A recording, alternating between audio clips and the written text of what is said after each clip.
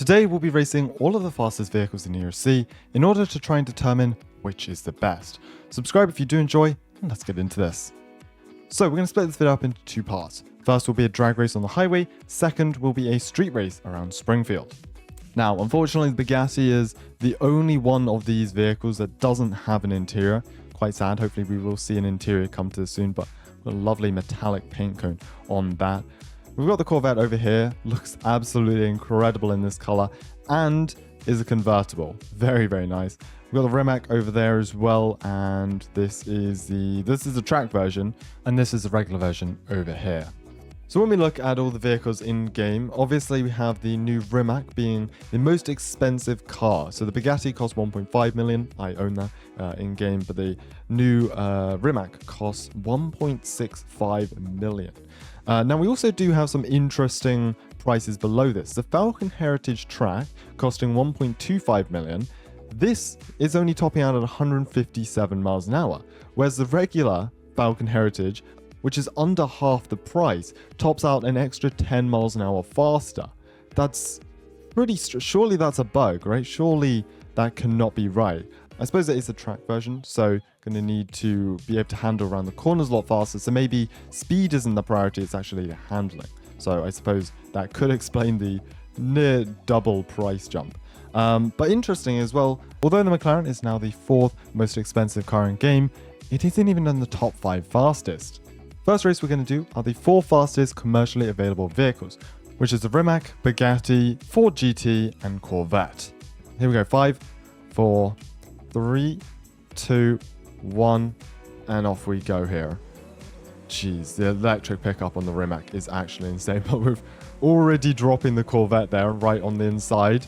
Here we go, happily riding in second here, but we're definitely not catching the Rimac in first. Very even in terms of the order here. Rimac leads, Bugatti second. Oh my goodness, okay.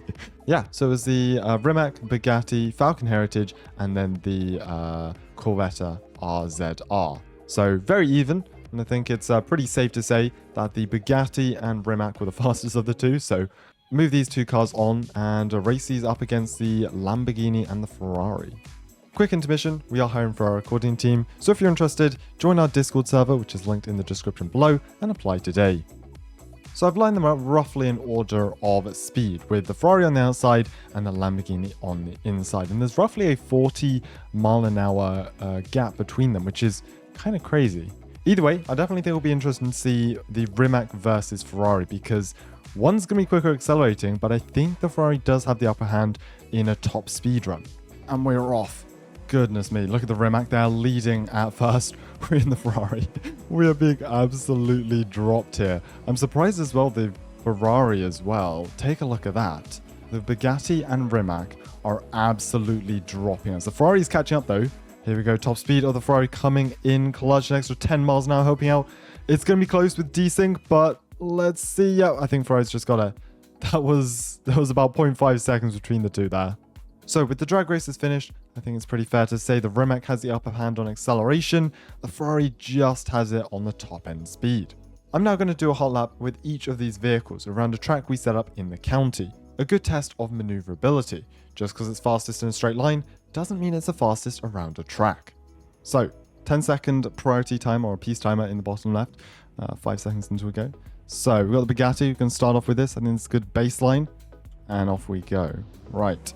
Here we go. Good acceleration out of the start line. I'm curious to see, though, how this car handles at these kind of medium speed corners, because it's fine getting out of these and accelerating out of those slow speed corners, but when it comes to around the prison sort of area. All right, up down Riverside, topping out 170 miles an hour. I'm going to start braking here at the construction zone for this heavy corner. So far, so good. Yeah, I got to say the Bugatti does handle pretty well as high speed corners. I didn't expect it to. Yeah, compared to some of the other cars I've driven, I would have thought the Bugatti felt more like a boat around some of these corners, but no, it's doing really well. Into the heavy braking in Springfield. Okay, bit wide there, not too bad. As we finish off the lap there and cross the line.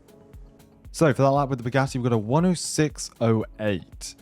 I definitely think we can get sub 1 minute with something like the Ferrari or maybe even the Lamborghini, but that's a good baseline at least. Right, 5 seconds. We've got the Rimac this time. Silent acceleration since it's an electric car. Rotor timer is off, and off we go. Yeah, definitely faster than the Bugatti upon acceleration. Let's see how it handles, though.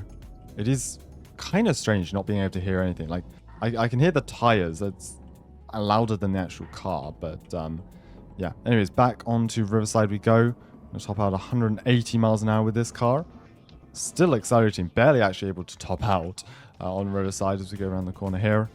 But yeah, this is most definitely going to be beating the Bugatti by a good few seconds. Right past the prison there. This thing handles really well in these corners. And it's able to accelerate so fast out of them. It's almost kind of crazy. But around this corner we go. Make sure we don't slide too much. There we go. 160 miles an hour going into Springfield. Around the corner here as we end the lap. And right over the line to finish. Ollie, our official timekeeper, a 101.7. Okay, just. I'm actually not sure if we're going to be able to get a sub 1 minute then with a Lamborghini, because a lot of these corners are quite slow. You need very fast acceleration out of them, which is, well, that's the benefit of having an electric car. Right, we're lined up here with the Lamborghini. I'm curious to see how this will perform, especially versus the Rimac, because, well, electric versus petrol. Here we go, 3, 2, 1, and we're off. I'd say that's a pretty even compared to the Bugatti. Definitely slower than the Rimac, though. I do wonder how this is going to handle round the corners. Oh, gosh. Oh, gosh, this already feels like a boat. Yeah, okay, so compared to the Rimac, which felt more like a go-kart, this thing is barely able to stay on the road here around these corners.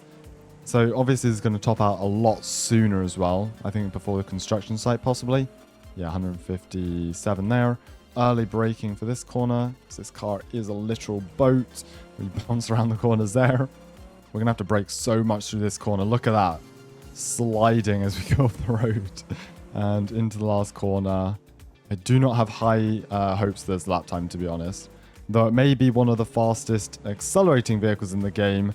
Definitely not the fastest on a track. Let's see what the lap time comes into. I'm expecting a 105. Maybe even slower. Hopefully 114. Oh dear me. And I thought that was a decent lap as well. Compared to the Rimac, that's 13 seconds slower. And last but not least is the moderator exclusive Ferrari. And thank you to Nymph for lending his car to us and participating in these races. Alright, here we go. 3, 2, 1, and we are off. That was a very slow start. I think we got stuck on something on the road, but we're off nonetheless here.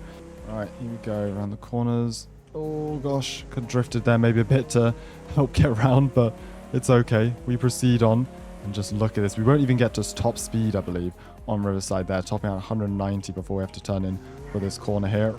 Gosh, hit the card there. A bit wasn't ideal. Through underneath the tunnel there, around the corner. Almost got a bit of air actually coming out of the tunnel there. That was kind of impressive. As we go into hard braking zone here, around the final corner as we end our lap over the finish line there.